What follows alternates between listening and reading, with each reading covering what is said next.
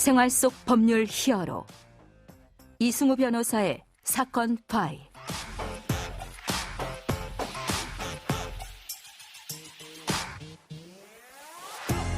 안녕하세요, 이승우입니다. 각종 사건 사고에서 여러분을 구해드리겠습니다. 오늘 열어볼 사건 파일 뉴스컷으로 만나보시죠.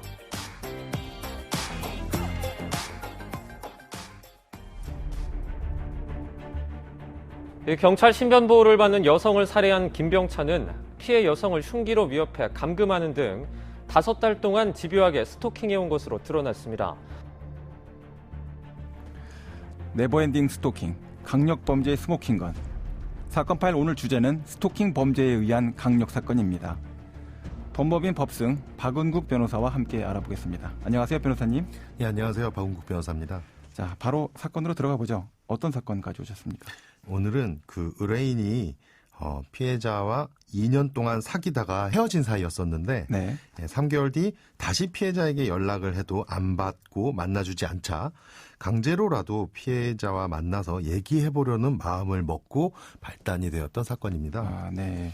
의뢰인은 부엌칼, 쇠톱, 망치, 청테이프, 케이블 타이 등 위험한 물건들을 구매하고 백팩에 담고 아침에 피해자의 집 앞으로 찾아가 기다린 것이죠. 아, 이 물건들이 상당히 위험한 물건 같은데요. 예, 그렇습니다. 네. 피해자가 출근하려고 현관문을 열고 나오자 손목을 잡고 피해자의 집으로 끌고 들어갔고요. 예. 너 오늘 회사 못 간다. 오늘 나랑 할 게 많다.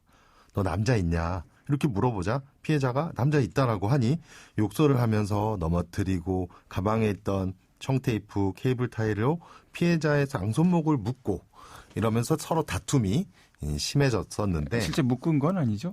예, 실제 묶기도 했고 다시 또 저항하면서 풀어지기도 하고 이런 네. 과정이 반복됐습니다. 알겠습니다. 그러던 중 출근하지 않은 피해자를 걱정한 직장 동료가 집에 찾아와 초인종을 누르니 이때 의뢰인이 피해자에게 부엌칼을 들이대며 피해자에게 전화해서 돌려보내라고 강요도 합니다. 그런데 이때 피해자가 현명하게 울면서 통화를 했고 그래서 경찰이 출동해서 더 큰 위험을 막을 수 있었던 사건입니다. 예, 심각한 사건으로 갈 수 있었는데 그래도 그 초기 단계에 차단이 됐네요. 사건 판결은 어떻게 됐습니까? 예, 이 사건이 실제로 한 1시간 정도의 감금 상황이 있었던 상황이었고 현장에서 체포되자 구속영장이 바로 발부되었고 법원에서는 죄질이 좋지 않고 비난 가능성도 작지 않다고 판단해서 징역 2년 6월에 실형을 선고했던 사건입니다. 이거에 관련돼서 이제 그 당사자 본인은 뭐라고 설명을 하고 있나요? 의뢰인 본인은 단지 이렇게 강제로라도 얘기를 하면서 조금 다투는 과정이었을 뿐인데 실제로는 중대한 강력범죄를 저지른 범죄자로 평가되었다는 부분에 있어서 처음에는 매우 받아들이기 어려워했었습니다.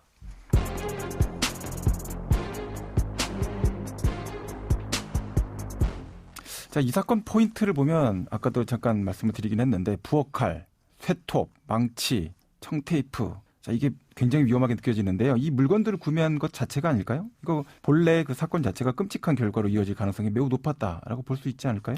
예, 그렇습니다. 위험한 물건을 일단 가지고 들어갔다는 그 자체에서부터 언제나 더 큰 위험이 발생할 시작이 되는 건데요. 사실 이 사건은 경찰에서 살인 미수에 초점을 맞춰 수사를 개시했던 사건입니다. 네.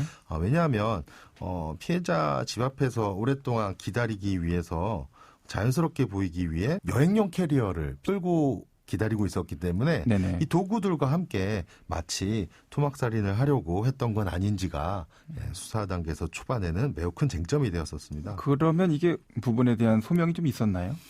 예, 그렇습니다. 이게 이제 실제로 오랜 기간 연인이었었고 안 만나주니 만나기 위한 목적이었던 부분은 좀 그 과정 안에서 밝혀져서 살인 미수까지는 혐의가 입증되지 못했는데 사실은 이게 더 긴 시간 감금이 되고 폭행이 있었다면 정말로 격정적으로 끔찍한 결과까지도 갈 수 있는 것들이 스토킹 범죄에서 연결되는 강력 범죄들의 특징입니다. 자, 이렇게 이제 결국 강력 범죄로 이어질 수 있는 가능성이 항상 내재되어 있는 스토킹 범죄. 법률 자체가 굉장히 촘촘하게 좀 잘 예비를 하고 예방을 해야 될 것 같은데 관련 법 조항들은 어떻게 되어 있습니까, 변호사님? 예, 관련된 강력 범죄로는 잘 아는 폭행, 협박은 물론이고 체포나 감금하는 경우가 제일 많습니다. 이런 경우 5년 이하의 징역, 700만 원 이하의 벌금에 처하게 되고 체포 감금에서 가혹한 행위를 하게 되면 7년 이하의 징역으로 가중처벌됩니다. 위험한 물건을 휴대해서 체포 감금을 할 때에는 또 2분의 1까지 가중처벌하게 됩니다. 또 이렇게 원치 않게 집으로 침입하게 되는 경우 위험한 물건을 휴대하면 5년 이하의 징역에 처해지는 처벌될 수 있습니다. 특수상해 사건도 발생할 수가 있고 여러 가지 살인미수 사건이나 정보통신망법 위반의 명예훼손 문제, 무단 해킹 이런 문제들도 빈번하게 같이 발생되는 그런 문제들을 보는데 자, 오늘 가져오신 사건의 가해자 어떤 법률을 위반했다라고 볼 수 있는 건가요? 예, 결국 그 특수감금치상과 특수주거침입죄로 처벌받게 된 사례입니다. 위험한 물건을 휴대하였다는 점이 결국은 감금과 침입으로 연결되면서 실형의 선고를 받게 된 것이죠. 네. 자, 그러면 이게 어제 다뤘던 가정폭력 사건과 비슷하게 스토킹 자체도 반복될 수밖에 없는 그런 유형의 범죄죠.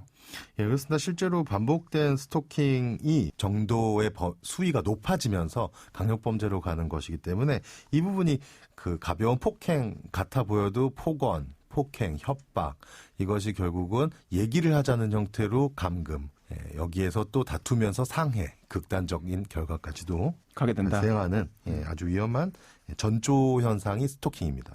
결국은 이제 사랑의 감정 이런 것도 있겠지만 무시당했다, 배신당했다 이런 감정 참지 못해서 일로 전개되고 학교나 부모나 여러 사람들이 사회적으로 이제 이별할 때의 고통을 어떻게 극복할 것인지 의논을 많이 해야 될 것 같은데 자 그러면 오늘 사건에 담긴 법 이야기를 한 줄로 정리해드리고 실제 법적 대응과 자문 이어가도록 하겠습니다.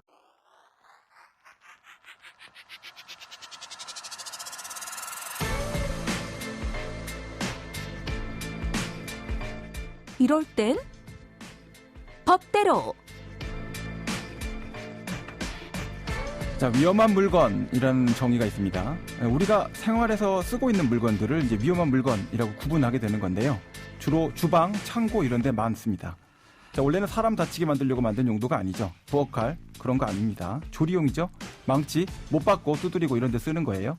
자, 그런데 이걸 사람을 향해서 휘두르면 흉기하고 진배에 다를 바가 전혀 없습니다. 흉기는 처음부터 대인살상용, 잭나이프, 총, 무기, 도검류 이런 것들이죠. 위험한 물건하고는 구분이 됩니다. 위험하게 손에 들고 휴대해서 대인살상 목적으로 일반적인 물건들, 생활에서 쓰는 물건을 쓰게 되면 액자, 휴대폰, 아령 이런 것들도 다 위험한 물건이 되고 가중처벌의 대상이 됩니다. 그러니까 일단 손에 뭔가를 들고 누군가를 때린다, 위협한다, 이런 거 하지 마세요. 복잡해집니다. 생활 속 법률 히어로 이승우 변호사의 사건 파일. 자, 오늘 강력범죄로 이어질 수 있었던 스토킹 사건 다뤄봤는데요.